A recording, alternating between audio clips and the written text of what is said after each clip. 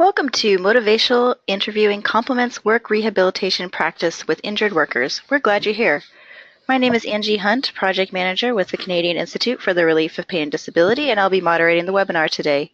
This webinar is made possible through the support of the Community Gaming Grant Program through the BC Government, as well as donations and memberships to CIRPD. While we're waiting for others to join us, I'll go over a few technical points for the webinar. You should be able to hear the presentation through your computer speakers or through the conference call line if you dialed in. Please use the question box to submit any issues you may be experiencing and to ask any questions you have related to the presentation.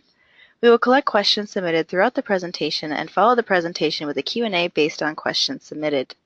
Following the webinar, any questions not answered in the allotted time will be answered and distributed after the event. The presentation will be recorded and posted for free on our website within a week along with the slides. You'll be emailed the direct links for all of these items when they're available. As I mentioned, my name is Angie and I'll be moderating the webinar and Q&A session. Our presenters today are Douglas Gross and Joanne Park. Douglas Gross is a professor in the Department of Physical Therapy at the University of Alberta in Edmonton, Canada. He's also director of the Rehabilitation Research Centre, a research consulting organization at the University of Alberta. His research primarily focuses on individuals with musculoskeletal conditions, including investigating the effectiveness of clinical and public health interventions, work disability prevention, and clinical decision support tools. He has given numerous national and international presentations and published over 90 articles and book chapters. Joanne Park has worked as an occupational therapist in the area of work rehabilitation for over 12 years. As an occupational therapist, she completes musculoskeletal assessments, functional capacity evaluations, brain injury assessments, and job demands analysis. She's also a sessional instructor for the Department of Occupational Therapy at the University of Alberta. She has recently completed her PhD at the University of Alberta, and her research includes the evaluation of motivational interviewing as an intervention to improve return-to-work rates with injured workers. And now I'll hand it over to Doug. Thanks, Angie. Hello and welcome to our webinar on motivational interviewing in work rehab. I'm Doug and I'm going to be speaking first, and then my colleague Joanne will be speaking next. I'm going to be talking more about the research that we've recently conducted and published, part of which was Joanne's doctoral thesis. Joanne's then going to follow that up by speaking more about MI from a practical perspective. So I'll start with our disclosures. The research that we conducted was funded by the Workers' Compensation Board of Alberta and the Canadian Occupational Therapy Foundation, and WCB Alberta and its Rehab Center Millard Health helped us to collect the data for our research. I also wanted to mention our collaborators on the project, Shanaf Esmail and Colleen Norris from the University of Alberta, and Farina Rayani from WCB Alberta. So, musculoskeletal disorders, these are some of the most common reasons for work disability worldwide. When it comes to work disability, or when it comes to work injury, there's many factors that influence whether an individual will be disabled. Maybe biological factors such as the severity of an injury. Fractured patella is pretty much guaranteed to limit your ability to perform manual construction activities. However, more and more, we're recognizing that some of the most important barriers to return to work are psychosocial factors. Things like job satisfaction or individual levels of stress interact with social factors like the level of support at the workplace, or broader cultural factors that act to limit return to work. Despite knowing about these barriers, we have few effective interventions to address psychosocial factors. One intervention that does target psychosocial barriers is motivational interviewing. We know that motivation is essential for success during rehab, but we also know that a certain amount of ambivalence or uncertainty can arise when workers have doubts or contradictory ideas regarding their workability, or when there's things going on in their life in the social sphere. MI is a client-centered counseling approach that does assist in overcoming this ambivalence, and you'll hear more about MI later from Joanne. It has been found effective in overcoming substance abuse, including alcohol or tobacco use, but its effectiveness has not been previously evaluated in the work rehabilitation setting. For this reason, we undertook a study to determine whether integrating MI into occupational rehab leads to more sustainable return to work. We had specific hypotheses that we wanted to test. We thought that MI would lead to more successful and sustainable work, especially in those workers who were not job attached, the unemployed workers. However, since MI only targets specific behavior change, we didn't think that it would result in better clinical outcomes of pain and disability. So we thought that the return to work rates and long-term return to work would be sustainable and better in the MI group, but we didn't think that there would be any change in the clinical outcomes, pain and disability. Our study was a cluster randomized controlled trial undertaken at the rehab center that I mentioned earlier, Millard Health. Our sample included all workers with musculoskeletal conditions being treated at the center, so it was very broad, fairly generalizable to the occupational rehabilitation setting. In the study, we randomly formed two groups, one that undertook kind of routine rehabilitation, functional restoration, and the second group underwent the same rehabilitation program, but also incorporated a motivational interviewing component. I'm not going to say too much more about the methods because our results have been published and are readily available on a couple of publications, one being an open access publication in the Journal of Occupational Rehabilitation. If you have the slides, the link is at the bottom.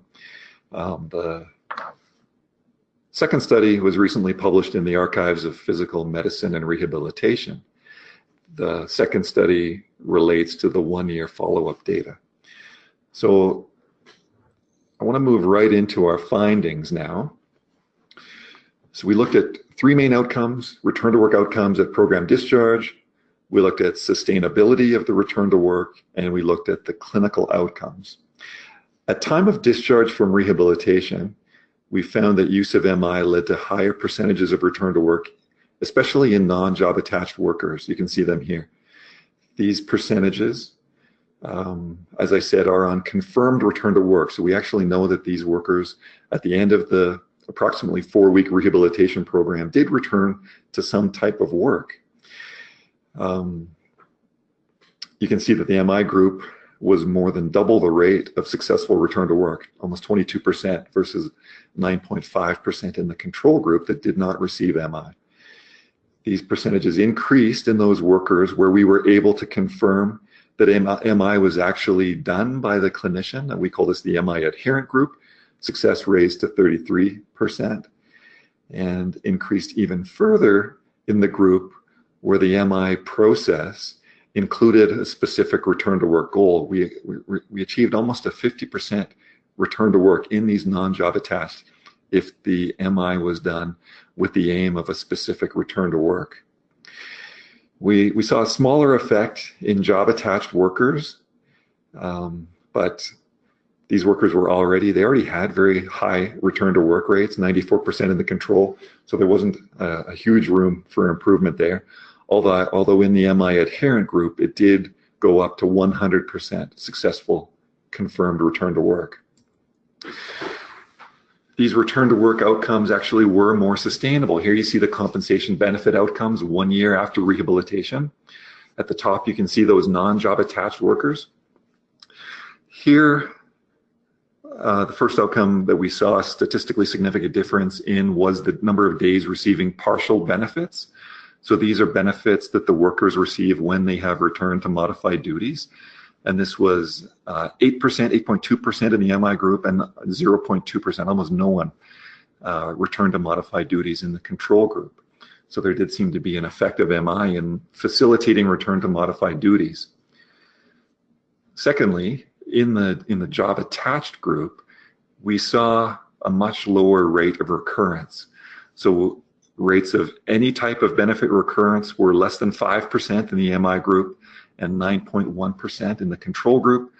Recurrence of partial benefits were also much lower in the MI group, 2.9% versus 7.7%, and both of these were statistically significant between the groups. These are the outcomes that you can read in that paper in the Archives of Physical Medicine and Rehabilitation if you want more detail on these. As we expected, we also did not see any type of improvement or a statistically significant improvement in the rehabilitation clinical outcomes. So here you see again the two groups, the MI group and the control group, and this is showing mean or average improvement on a pain visual analog scale out of 10 10 being the most pain, 0 being no pain. We only saw an average of 1.2 out of 10 improvement, and that was the same in both groups. The second variable here is the percentage of the pain disability index. This is a self-report measure of disability due to pain, so it's a self-report questionnaire about disability. We saw a 13.7% improvement in the MI group and a 14% improvement in the control, which was really not statistically or clinically different. So the only changes that we were seeing really were in the behavioral outcome of return to work and sustainable return to work 1 year later. We did not see any difference in rate of recovery of the clinical outcomes of pain or disability. So the conclusions of the study, we judged that MI, in addition to routine rehabilitation, is more effective than rehabilitation alone in improving return to work among workers with disabling musculoskeletal disorders. And this is any type of musculoskeletal disorder that was caused in the course of work, ranging from back pain, neck pain, regional pain disorders, through to fractures and dislocations. There was no limit on the type of musculoskeletal disorder or injury. We also concluded that the use of MI leads to more sustainable return to work up to 1 year following rehabilitation and facilitates transition to modified work duties. Lastly, MI resulted in behavioral change only. We didn't see any additional clinical improvement in the pain or disability. So that is the research, and like I said, that formed the first study looking at outcome from rehabilitation did form Joanne's PhD thesis. I'm going to turn the presentation over to her now and let her talk more about MI, the clinical aspects of motivational interviewing.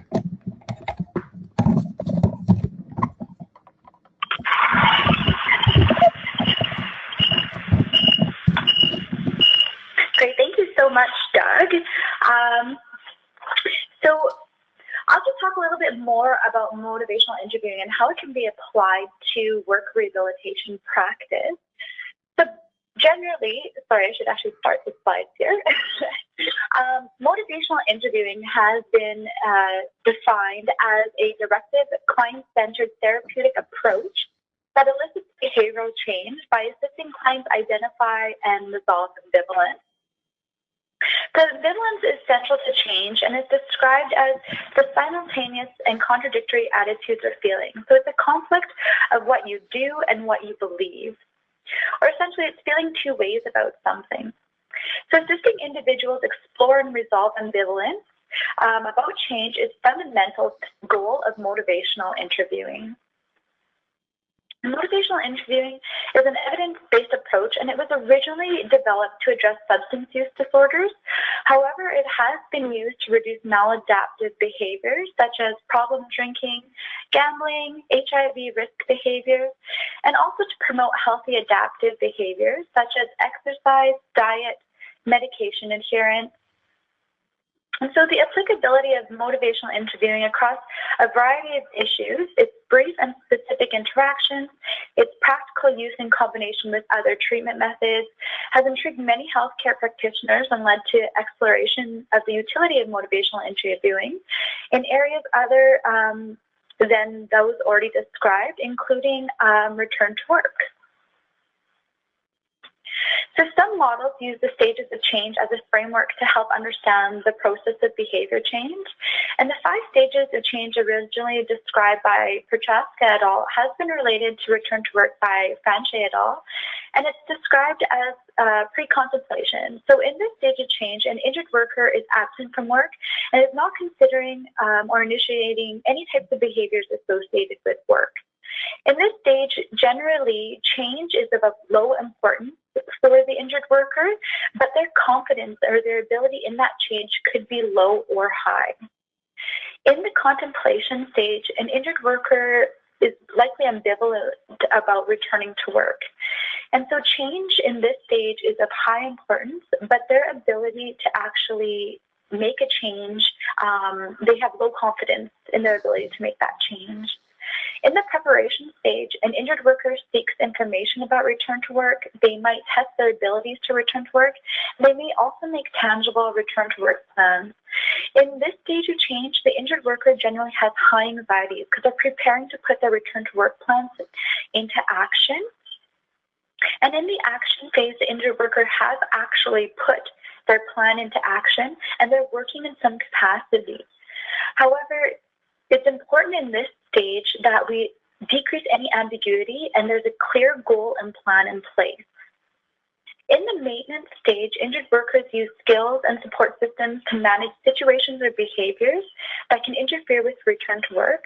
So in this stage, it's very critical to identify who can support the injured worker in maintaining their return to work, or what are skills that they can utilize in order to support their return to work.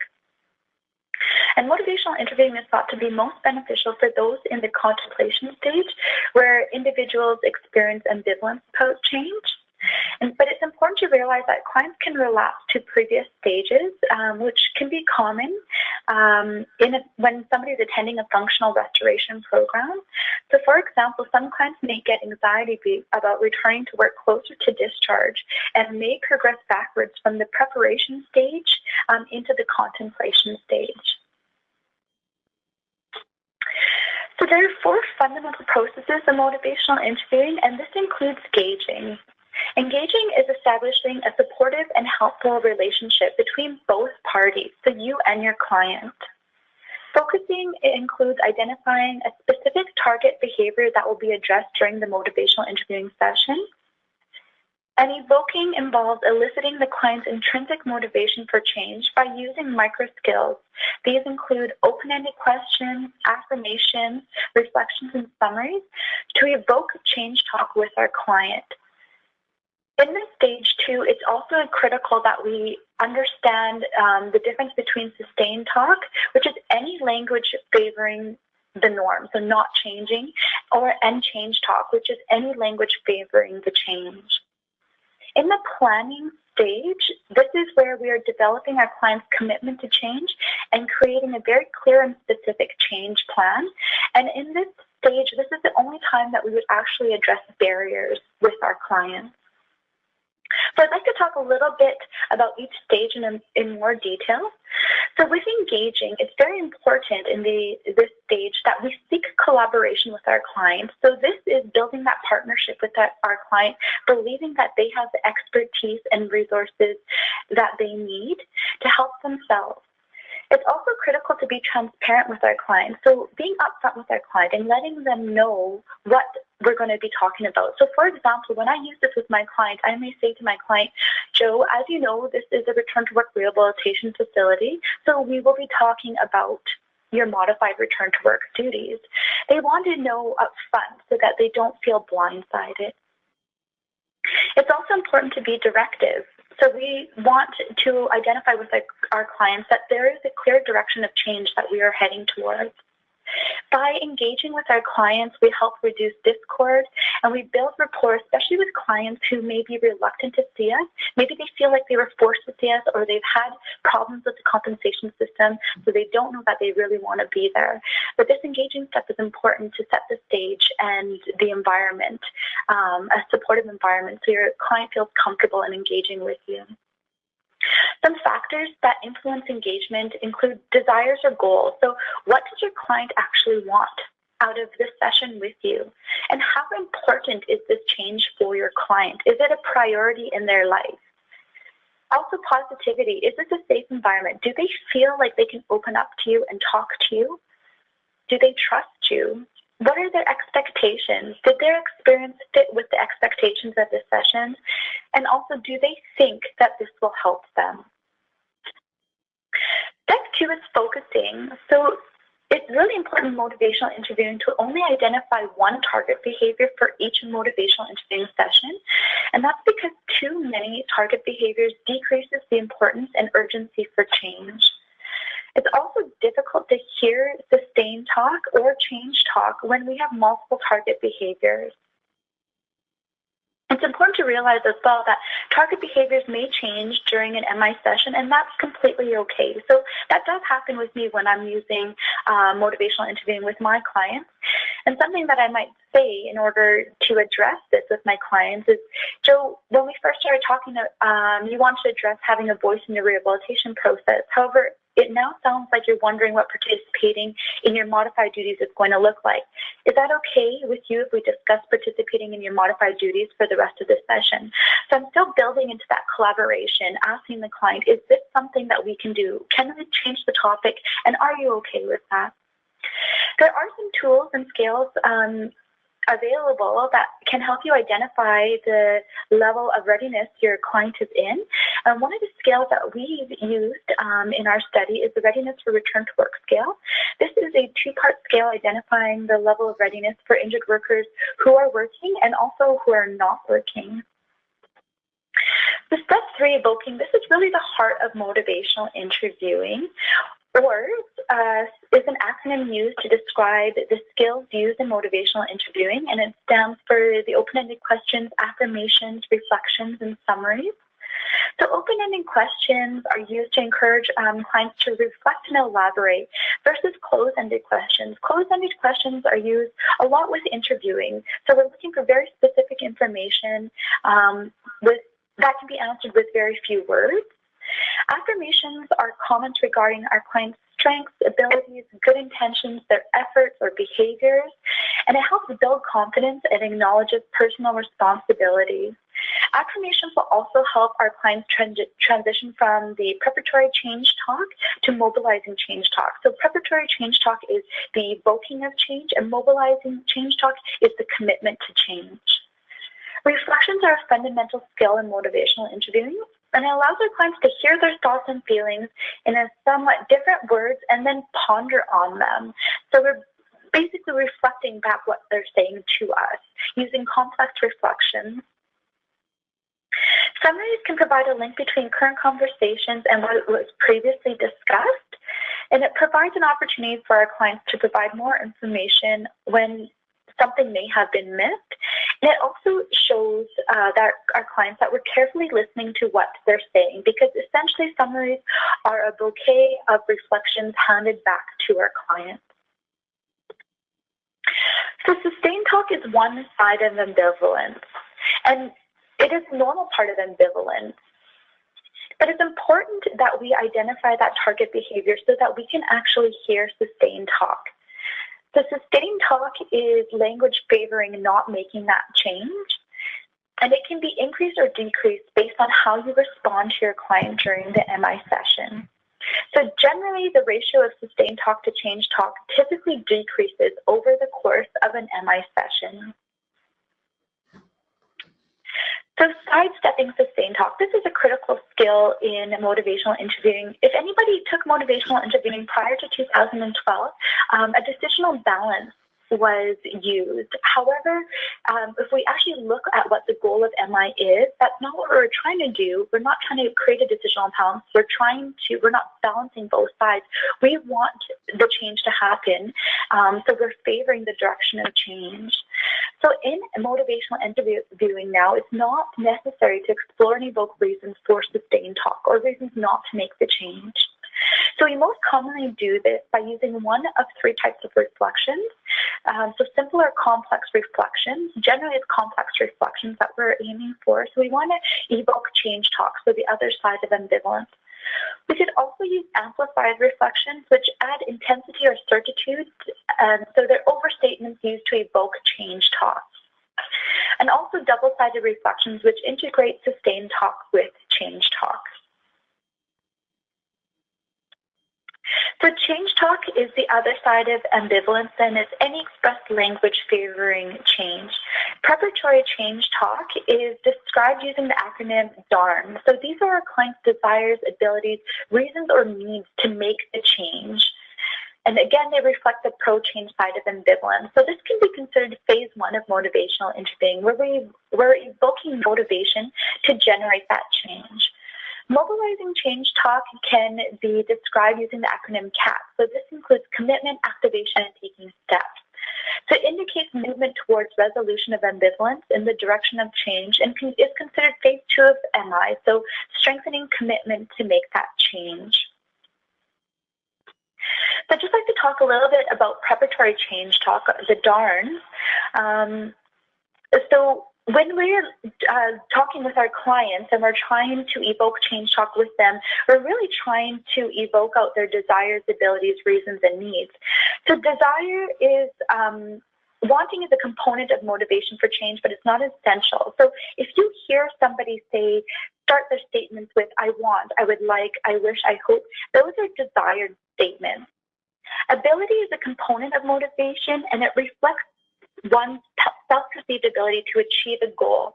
So some things you may hear your client say is, I can, I'm able to, I could, I would be able to. Reasons there's specific reasons for change, and they specify why change is important. But these are the hardest of the preparatory change talks to hear. So some things your clients might say to you is, I have reason to, I would, I might, I want. And you can see that these statements also link to desire. So when you're listening to someone come up with their reasons, the statements that follow the I have reason to will tell you if it's a desire or if it's a reason. And then there's need. This stresses general importance or urgency for change, but it doesn't specify why that change is important for your client. So some things they may say are, I need to, I have to, I must, I've got to, I can't keep on like this, and something has got to change. So mobilizing change talk includes the 3 different types of commitment language. Commitment is basically used between people to make promises to each other, and it's the clearest example of mobilizing change talk. So when you start to hear commitment language, this is when somebody's moved over that mountain from generating that change talk to committing to that change. Some things you might hear is, I will, I promise, I swear, I guarantee, I give you my word, I intend. I intend is not as strong as the commitment language. There's some hesitation there. But for example, I will is one of the strongest commitment statements that you can hear from your client. Activation, these are words indicate movement towards action, but not quite a commitment to do so. So it implies a commitment without stating it. So your client might say things such as, I'm willing to, I'm ready to, or I'm prepared to. And taking steps, this is where your client has taken action in the direction of change. So they may say things to you like, I called 3 places about jobs today. Or they may say, I bought new running shoes and I'm going to start my rehabilitation program on Monday. So I know when I'm thinking about when I was first learning about motivational interviewing, I was like, oh yeah, no, I'm good. I fully listen to my clients. I can hear this. I can do this. I can notice the difference between sustain and change talk. So I'd like to give you some examples of statements, and I want you to just think about them if you think that this is sustain talk or change talk. And then I want you to think about our client's desires, abilities, reasons, and needs, and determine, is this a desire, is this ability, a reason, or a need? So if your client was to say to you, I wish I were more comfortable with my modified duties, do you think that sustain talk or change talk? And what do you hear? Do you hear a desire, ability, reason, or need? And if I say something like minimal movement of my arm helps me manage my pain, do you hear sustain talk or change talk? And is that a desire, ability, reason, or need?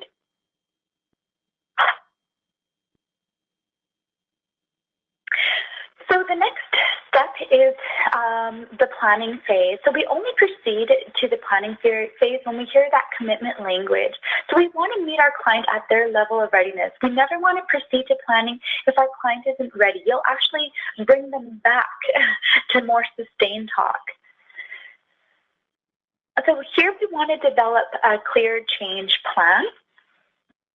So and what I mean by being clear and specific is, what date are you returning to work? And, who's involved in the plan? And this is where we said that we could talk about barriers. So this is where we might say, Joe, what are you going to do when you go back to work and that shoulder really starts to bother you again?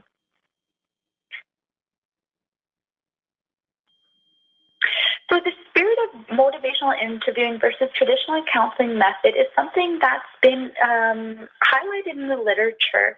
And the spirit of motivational interviewing is basically how we should practice motivational interviewing as practitioners. So it includes collaboration. So this is where we honor our clients' expertise and their perspective. And our job is to provide a safe atmosphere to allow that change to occur. The flip or mirror side of that is confrontation. And this is basically where we don't believe, or we might think, that our client doesn't have the perspective or awareness or reality, and they can't see or make this change without our help. Evocation is basically the idea that the resources and motivation for change reside within our clients, and it's our clients' intrinsic motivation for change is enhanced by drawing on their own goals and values. The flip side of that is education. So this is the idea that clients lack knowledge, insight, or skills that are necessary for that change to come about. And it's the therapist's job to provide them with information and information about what they need to do in order to make that change. Autonomy is our client's right and capacity for self-direction, and it helps them facilitate informed choice. And the flip side of that is authority. So this is where the therapist tells the client what he or she must do in order to successfully make that change. So a lot of people have questions about motivational interviewing and how can you be sure that I'm doing motivational interviewing? A lot of these techniques that you've talked about sound like things that I'm already doing. So some questions that you might ask yourself when you're engaging in motivational interviewing with engaging is, how well do I understand my client's perceived situation or dilemma? And could I give voice to what my client is experiencing? And these two questions relate to accurate empathy. And that really means, do we understand our client's dilemma from their perspective? And how many of my responses are reflective listening statements? So that is the heart of motivational interviewing, those reflective statements. And how engaged is my client? Is there collaboration with my client? So when you're thinking about the engaging stage and you're wondering, is this MI versus is this what I normally do? These are questions you can ask yourself to ensure, yes, this is what I'm doing specifically related to MI in the engaging process. With the focusing process, we might want to ask ourselves, is there clear target behavior? And we know that this is necessary in motivational interviewing because we need to hear the sustain and change talk. And do I know the direction in which I hope change to occur? So MI is a directive approach, and this is unlike most other client-centered therapies. We are moving in a clear direction of change. And what are the goals for change, and is there agreement about them? So what is the target behavior, and are my goals specific? In the evoking stage, some questions that you might ask yourself if you're engaging in MI is, what do I know about my client's motivations for change? So I need to understand their level of readiness, their importance, and confidence. And do I hear change talk? Am I listening specifically for my client's desires, abilities, reasons, and needs? And what am I doing intentionally to evoke and strengthen change talk? Am I sidestepping sustain talk, so not engaging in the reasons not to make that change? And am I also evoking preparatory change talk? So evoking talk that will generate that change. And what are my clients' concerns, goals, and values that would encourage change? So it's important to understand our clients' why. So have I dug deep enough to understand why this is so critical for my client to make that change? And in the planning phase, am I hearing mobilizing change talk? So this again is our CAP, the commitment language. And am I doing this before I'm proceeding to planning? Do I know that they're ready to commit to this change? And is this person ready to discuss this plan? So am I meeting my client at their level of readiness? And am I evoking mobilizing change talk, or am I providing solutions? So that's a key difference in motivational interviewing to a lot of traditional therapies as well, is we believe our client has the ability to come up with solutions for themselves. So am I providing advice to them, or am I allowing them to come up with solutions for themselves? And am I giving information or advice without permission? In motivational interviewing, you may provide information only when you've asked for it. And that's called elicit, provide, elicit. So those that have taken motivational interviewing will know a little bit more about that. But that's the only time that you're actually allowed to provide information to your client if you want to stay within the spirit of MI when you're practicing. So some characteristics of motivational interviewing techniques that complements its suitability for use in work rehabilitation, focusing on behavior change, is that MI is applicable across a variety of issues and behaviors. It's effective with clients who are ambivalent or reluctant in changing their behavior, and it's efficacious even in small treatment quantities. So one thing that was very interesting in the study that Doug and I did, we found that it only took one, sometimes two MI sessions for the change to actually come about. So it's not, you don't need many, many sessions for change to occur. And it's really uncomfortable living in ambivalence, so that's a good thing. And also, it's applicable across age, gender, culture, and socioeconomic statuses, and it fits well in combination with conventional interventions. So we were able to integrate motivational interviewing quite easily into the functional restoration program at Millard Health, where we completed our data collection. So just some take-home messages from what we learned with our study is that motivational interviewing is a low-cost and low-risk approach that is proven to be effective with injured workers in increasing return-to-work rates. And understanding an injured worker's level of readiness to return to work will assist in providing suitable psychosocial and behavioral interventions.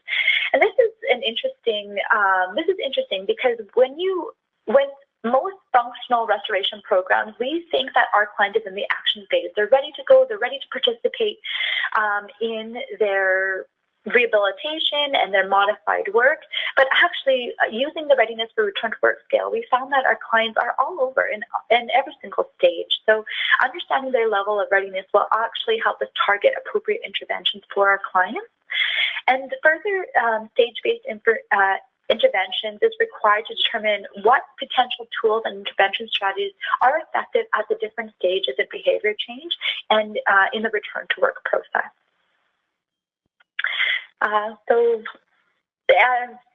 Thank you so much for participating, and if you have any questions, please feel free. At this point in time, we'll begin the question and answer portion of our presentation. To their audience, if you have any questions, please enter them into the question and answer box on their GoToWebinar panel. One question that came in, if someone wanted to get started with implementing motivational interviewing in their work, where should we get started? Is there a framework? So Joanne, I'm just wondering how this is going to work. The question was, can you repeat that question, Angie? Sure. If someone wanted to get started with implementing motivational interviewing in their work, where should we get started? Is there a framework? That's a very good question.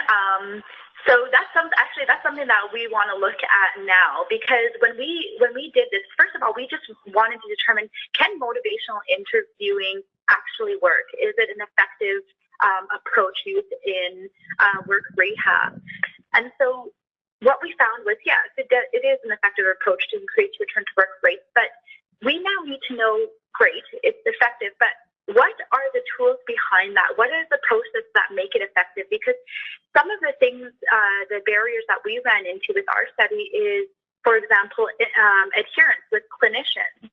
So now we need to go back and understand, there's no framework right now, but we need to now understand from this study, what is the best way to implement this into our study? Because some of the barriers that the clinicians reported was that they didn't have enough time in their workday to complete an MI session with all the other clients. They also thought that because the way that the facility is set up where we collected our data is that there's multiple people in the gym, and sometimes when we are really trying to evoke with our clients, get deep with them, when there's many people around, it's hard to do that. So that was another one of the barriers. But until we can actually do more evaluative research to understand how this best works and determine what the most appropriate framework is, I have to say to you, no, I don't. There is no appropriate framework. I would say, though, if this is something that you're interested in, is ensuring that you have somebody properly train the clinicians and that they feel confident in their ability to engage in MI. One of the barriers, again, that we saw with the clinicians is if they didn't feel confident in their ability to actually provide MI sessions, then they didn't overly use it. So we actually had somebody come in and complete coaching sessions with the clinicians so that they could build their skill sets and also so that they could answer any questions that they may have about using MI with a specific population. Yeah, if I could just add on to that, I do think this issue of adherence that Joanne was talking about is really critical.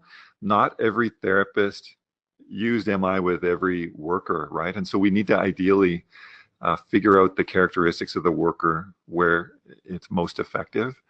And yeah, like Joanne said, not every therapist wants to do this. So if you, if there's some that are interested, it might be more worthwhile to train those that are really keen on it. Anyway, Angie, next question. Okay. Are there any steps to complete studies using motivational interviewing techniques in populations with mental health-related absences from work? I didn't quite hear that. I'm so sorry. No problem. Are there any steps to complete studies using motivational interviewing techniques in populations with mental health-related absences from work? That's a good question.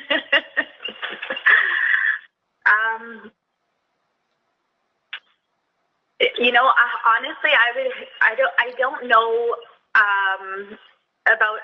without really knowing the setup of the facility. I think that would be hard to comment on. I can only comment on the steps that we took and then the barriers that we found and the steps that I wish we took. For example, I wish we would have trained the clinicians for a longer period of time prior to actually implementing this study because that was an issue, is their confidence. Also, ensuring that you have some sort of adherence checklist. So we had our clinicians complete adherence checklist just so that we can ensure that they're actually engaging in an MI. So even with mental health population too, it's important to we want to know, is it the therapeutic relationship that's actually making the difference or the motivational interviewing? So having clear documentation. One thing that we also didn't do was make documentation when they completed an MI session mandatory. So this is why you kind of saw those difference in those that were MI adherent and those that had MI return to work with their when using MI as a target behavior. You saw differences in the return to work rates, and even those that we can't be sure unless they complete the documentation, the adherence list, that they're actually engaging in MI. So maybe having more structure around that whole adherence piece, it'll increase the fidelity. So really, I can't really speak to anybody else's facility, but those are just some things that I wish that maybe we could have done in order to strengthen our study.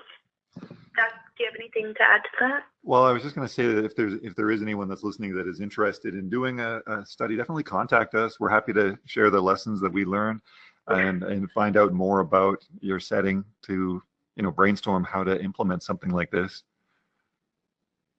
Okay. Now, last question. If we wanted to learn more about the methods around motivational interviewing, do you have any additional research or studies you can point us to?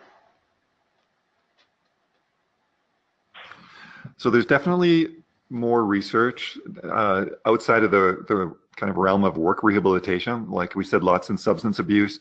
There's some related to physical activity. If you're interested in actually learning the skills of motivational interviewing, there's something called the Motivational Interviewing Network of Trainers that offers standardized courses to teach the practical skills, the clinical skills that are needed.